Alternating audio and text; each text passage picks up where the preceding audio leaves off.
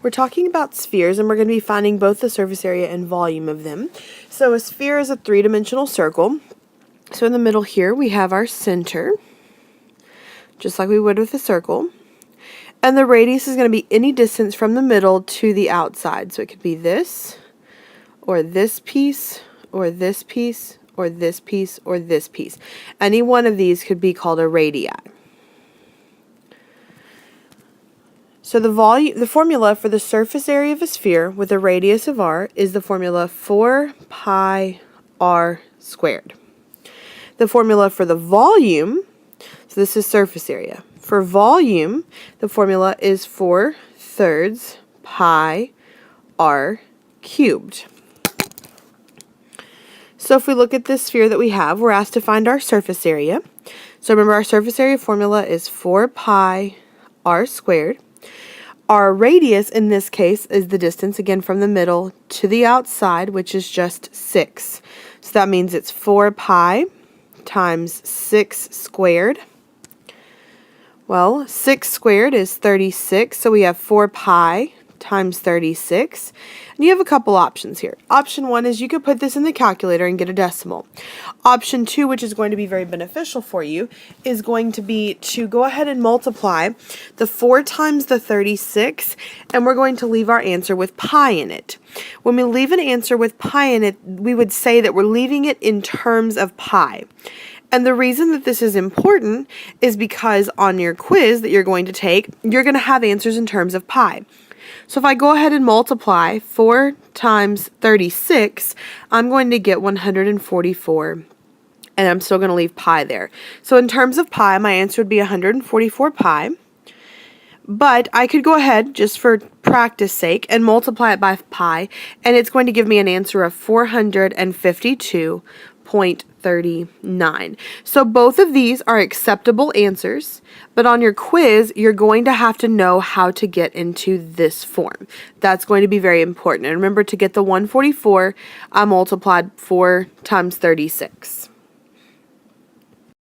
So now we're going to find the volume of that same sphere. So remember, our volume formula was 4/3 pi r cubed.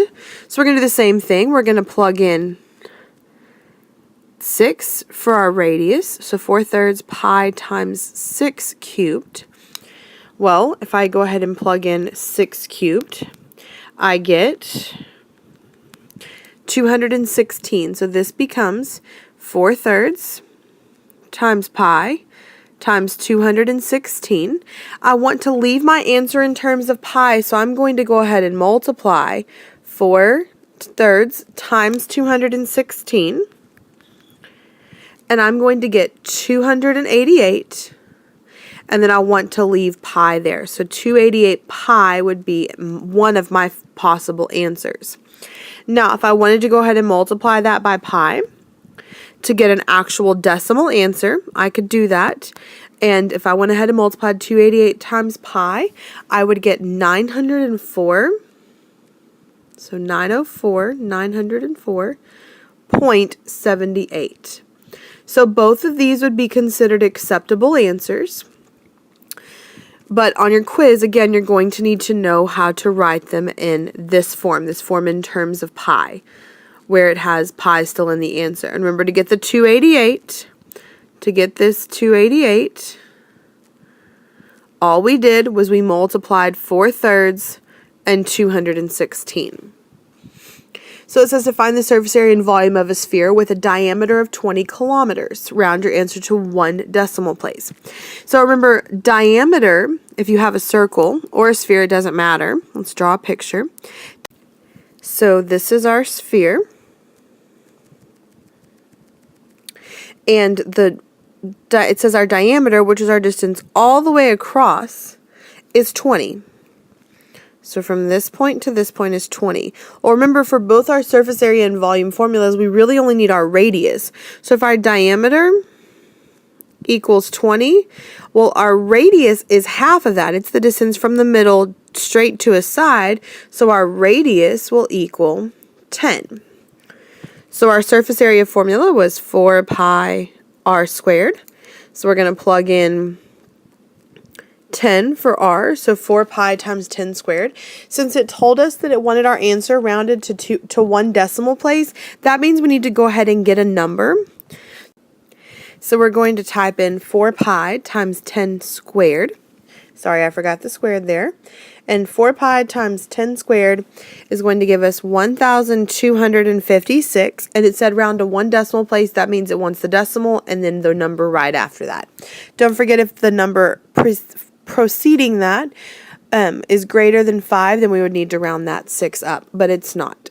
So we're also going to find our surface area, which is 4/3 pi r cubed. So again, we're going to just plug in 10 there. So 4/3 pi times 10 cubed, and we're going to type that in the calculator. Don't forget to cube your 10 at the end, and we're going to type in all of it, because again, it wanted our answer in terms of it wanted our answer in a decimal, and when we put that in the calculator, we get 4,188, and it does give us 0.79, and we're going to round that to 0.8.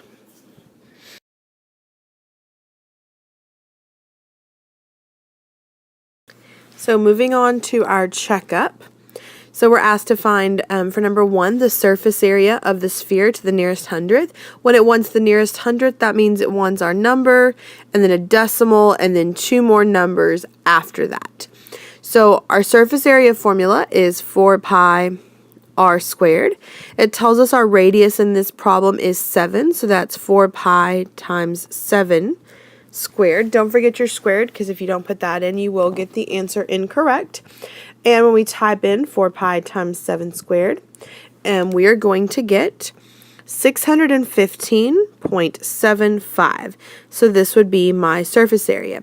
And remember, when you are finding any type of area, surface area or regular area, it's always in units squared or square units, however they write the answer choice, or however it's whatever option you have to pick. But make sure that you are using square units there for our surface area. For number 3, what is the surface area of a sphere with a radius of 19? So again, we're finding surface area, and our surface area formula is 4 pi r squared, and they have told us that our radius is 19, so we're going to rewrite this. We're going to put 19, so 4 pi times 19 squared, and that is going to give us an answer of 4,536.46. Again, just as a refresher, if it asks you to leave in terms of pi, so if it wants you to write your answer in terms of pi, if it asks for that, then what we're going to do is we're going to multiply 4 times 19 squared, and 4 times 19 squared is 1,444, and then we're going to go ahead and leave pi there on the end. I realize it did not ask that for this problem, but we need to go ahead and practice that. So number 5 says find the volume of the sphere to the nearest hundredth. So this time we're using our volume formula, which is 4/3 pi r cubed.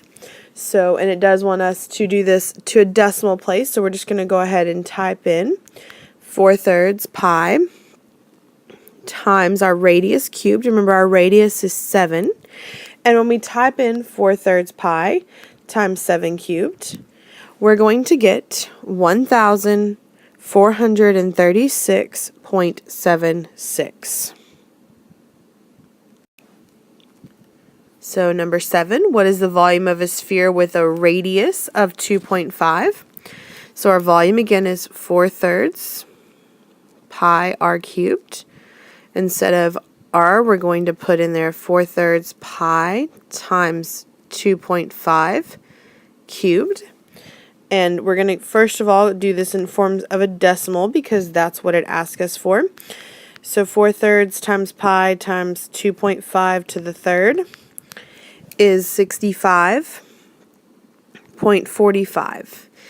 And lastly, number 9, the sphere on the left has a radius r and a surface area equal to 115 units.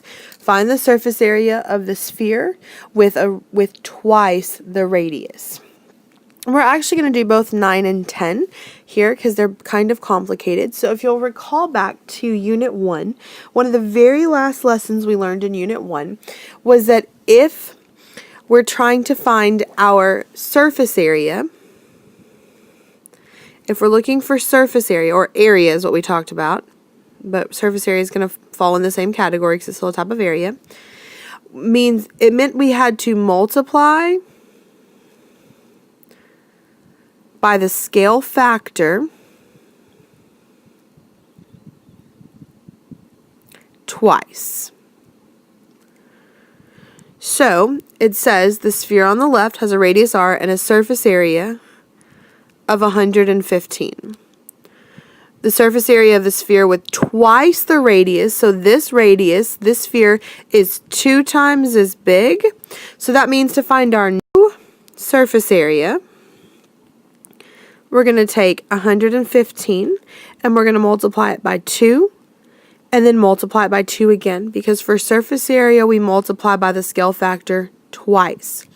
So 115 times 2 times 2 is going to give us 460. So it's going to end up being 460 units squared would be my new surface area. Number 10. The sphere on the left has a radius of r and a volume that is equal to 60. So again, it gives me a radius that is twice as big, and it wants me to find the volume. Well, for surface area, we had to multiply by the scale factor twice. For volume, we have to multiply by the scale factor 3 times. The easiest way I can tell you to remember this is that volume is in units cubed, so we multiply 3 times, whereas area is in units squared, so we multiply twice. So since my scale factor was 2, this means we're going to take 60 and we're going to multiply it by 2 and by 2 again and by 2 one more time, because for volume we multiply by the scale factor 3 times. So 60 times 2 times 2 times 2 is going to be 360.